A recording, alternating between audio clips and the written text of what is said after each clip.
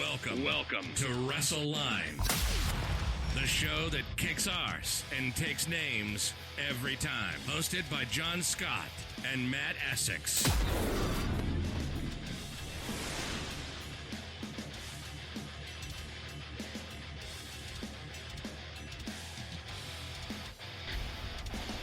Hello again, everybody, and welcome to another WrestleLINE podcast. Myself, John Scott, as always, and Matt, of course, Essex. And we've got a lot to talk about, a lot to get through on this episode. Obviously, lots been going on. We're going to be diving into what was a good or a bad Survivor Series. Depends what side of the fence you sit on with that one. Certainly from our email response, kind of a negative response to it, which, I'll give my thoughts on. Plus, of course, the Wednesday Night War, where we're at with that. I think we are through, what is it now, 9 weeks? 9 weeks? I can't think. But where we are with the ratings and the first victory for WWE NXT just last week. So things starting to happen there. Plus news from, of course, AEW itself. And all the news from us, what we're going to be up to on WrestleLINE and some of the things you'll be able to check out in the coming weeks. But first, Matt, let's talk then, I suppose, at the top of the show, WWE Survivor Series on an event that I guess many people had high expectations going into it, because a lot of people, certainly on our listeners, were a little bit disappointed, mainly with maybe the main event, I'm guessing, fell a bit flat for them. What was your summary? How did you feel coming out of the show, Matt? Was you let down, or I think it's about what could be expected. The NXT people had their moment to shine, which is a good thing, I guess. But the pre-show, nothing really special there again, and to tie it all up at one apiece before that's just very, a little bit too predictable. Then you move on to the main card, and then I think the pacing was a little bit wrong, and like you said about the whole main event, I feel like the men's Survivor Series match was probably a better choice to go with the main event. But then because they had the actual the wins that the way they had, they couldn't have SmackDown going on last and winning the match. So I guess that kind of made it a little bit awkward for me watching it. I think obviously on the positive, Keith Lee came out of this weekend on a different level, and I know that on our last podcast we were debating whether NXT would get a kind of rough edge because they would have had the takeover the night before, and whether that was their get out for it. But in a way, I think if you're going to use Survivor Series as a tool this year, it probably, for me anyway, it done right by making NXT the sort of dominant brand. Because they have to show people, perception-wise, that NXT is now on a level. I'm still very glad from the horse's mouth Triple H saying that takeovers are still going to exist, and then they're not just going to roll into WWE pay-per-views.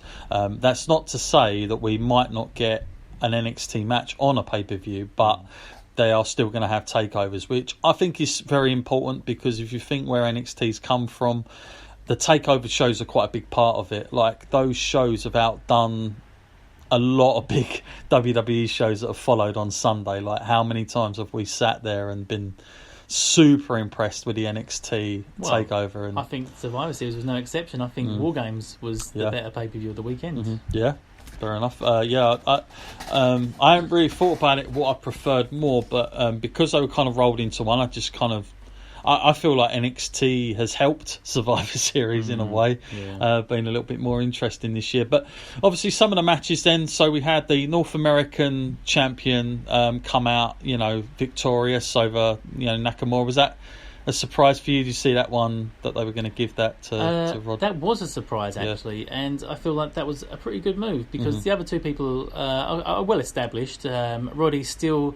I mean, I know a lot of people do know who he is, and especially if you watch NXT and you was watching Ring of Honor beforehand, you know how good he is. But there are some people out there who just watch the main branded shows from WWE, like Raw and SmackDown. So for him to come across well to them is good for him. It's good for his career as well. And the Undisputed Era, I feel like they're in safe hands now. I worried for so long about them. I thought that they weren't going to get the decent showing that they deserved. But the way they treat Adam Cole and the way they're treating Roddy and even the Fish and O'Reilly, I feel like it's good. They've got some longevity to them. Mm-hmm. Yeah, absolutely. And obviously we had the NXT title was on the show as well, and I think this is like a match that the crowd, when it came on, they were very like, there wasn't a lot going in for it, but they won the crowd over by the end of it, just on their work in the ring, and it was kind of cool to see Pete Dunne out there, and from a UK's point of view, that a guy of his size can be as established as he is, and I think it goes to show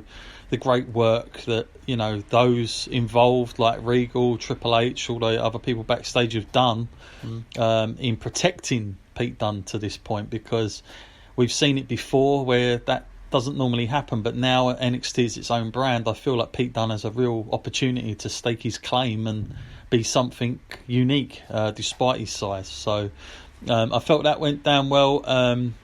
Obviously we had the women's Survivor Series match that came up. I actually enjoyed that. I thought it was fairly decent. I thought it was one of the better ones from the female point of view, and there was that added spice in it. No real surprises for me there, really, if I'm honest, in that one. Obviously the matches, with the men's Survivor Series, was that a surprise that they sort of going to go to SmackDown and Roman was very much the dominant force in that? And I've got to say, I've got an early spoiler here for everyone who might not like it, Jimbo, that Roman might be on the march towards another WrestleMania big match here, if what I'm hearing and seeing is to be believed. But there's still very much, although Roman hasn't been at the forefront, he's still very much their guy, isn't he? And I think given what's happened with Seth of recent, I think they've sort of had to turn that way again. It's just too convenient not to, isn't it? I feel like it's the right time perhaps for Roman now. He's been out of the spotlight for quite a while now. So it's given the fans a break from him. So I feel like perhaps him being at the forefront isn't such a shame nowadays. They do need someone like that. They need a face at the top, and they did go with Seth for a while, but people were just turning on him. And I think if they didn't turn Seth heel, like it seems like they have now, he would have got the Roman effect as well, and then people just wouldn't have liked him as a heel or a face. Yeah, we'll talk about that a little bit further on the show on Raw, but the two title matches then. So we had Rey Mysterio, who suddenly got a title shot conveniently after the whole Cain Velasquez stuff in Saudi, which seems ages ago now, happened and took place. And he went up against Brock Lesnar. I've got to say, I enjoyed this. I always seem to enjoy the Lesnar matches because you just never know what you're going to get.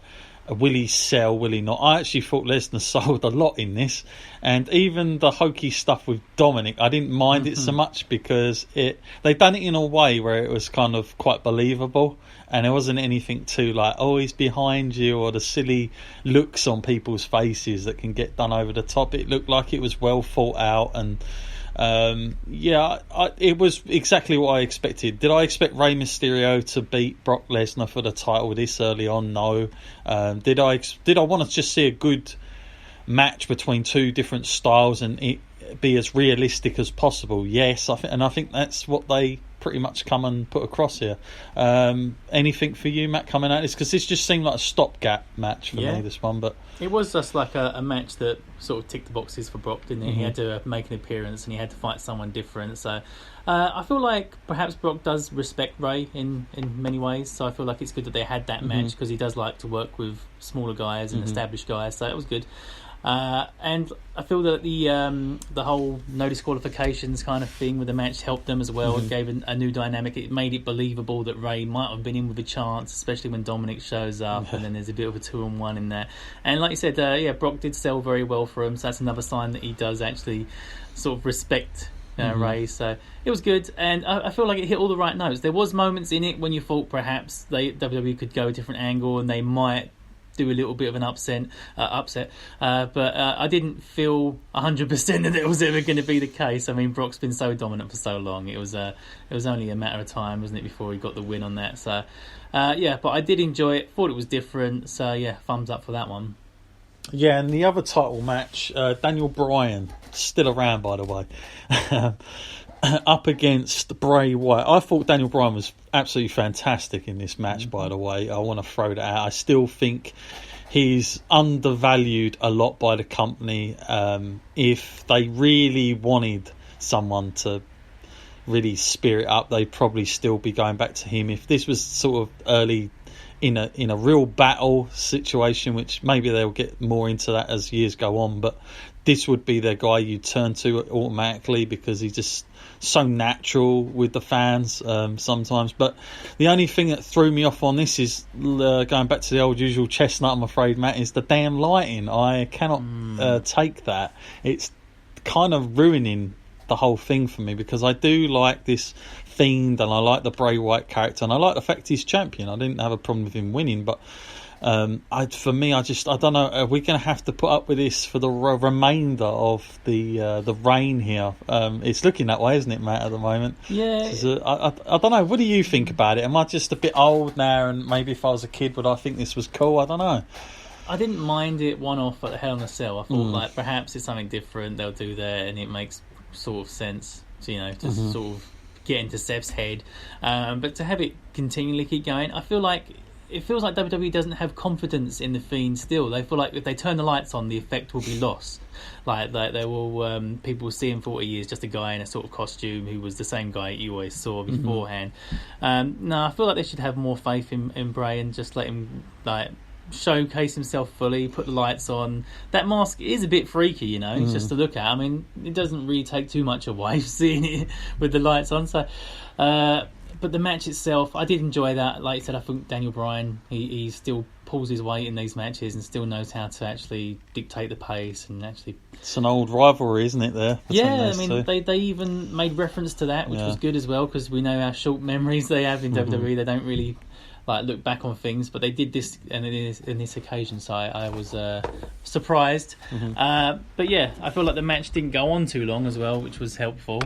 But for me, I was still getting used to this Bray character. It's just something we haven't really seen before because I've never seen someone who can take that much punishment and just keep getting up. I mean, yeah, it was a bit crazy in the early 90s with The Undertaker and the stuff that he could do and get up with, perhaps. But this is just a whole new level of an indestructible character. So I'm not actually sure how they're ever going to get the title away from him under these circumstances.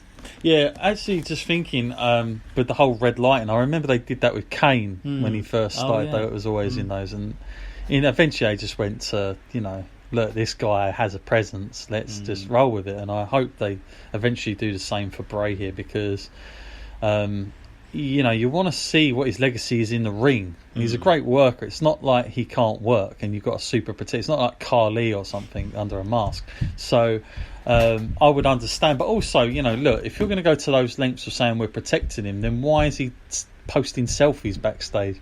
There's certainly no light going on there and it all looks very happy to what I can see. So you've got to be consistent. So I think are you chasing a lost thing by having this whole red light business going on through all the matches and then the kind of sound effects and things happening through it all?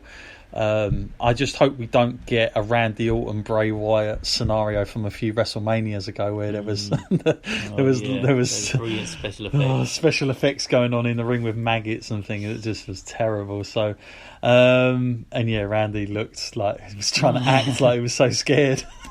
Oh my god, of technology. In any case, I think the right winner won. Good opponent for the Fiend here, and they're obviously doing a super job of protecting the Fiend. I think that's what's throwing people off a bit. I know that there's this whole side note here of everybody seems to think we're going one direction here, Matt, of Brock Lesnar versus the Fiend. That's got to be the end match. I don't really understand why that is, and certainly I'm going to throw this out there, that is not something I'm particularly and really, supercharged for. But I know there is a lot of fans out there that think that's the way they're going because they're the two most dominant people that there is. But for me, I don't necessarily think for a change WWE are going to have champion versus champion at WrestleMania, which is when people think this is all happening. I actually believe more on the